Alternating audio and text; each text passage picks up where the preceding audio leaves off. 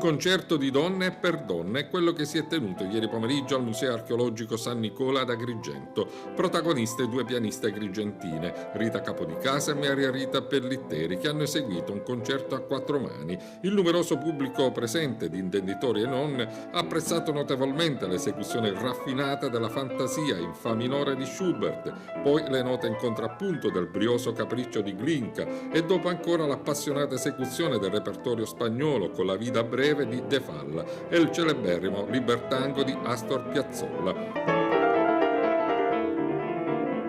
Il pubblico entusiasta ha applaudito con calore le pianiste soddisfatte del riscontro ottenuto. Un repertorio molto variegato e composito, dalla fantasia di Schubert alla melodia di Glinka e di temi folclorici russi, per arrivare al bellissimo repertorio spagnolo con Moscoschi, Manuel de Falla, La Vida breve, danze molto scoppiettanti e briose, fino ad arrivare alla Libertango di Piazzolla, rivisitato attraverso proprio una nostra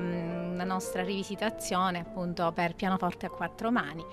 È molto suggestivo l'ambiente, anche perché si coniuga, quindi culturalmente si coniuga la musica con il richiamo storico-archeologico che contraddistingue la nostra città, e qui ci troviamo nella suggestiva Sala Zeus, il Teramone che ci guarda dall'alto e ci ispira nella nostra esecuzione.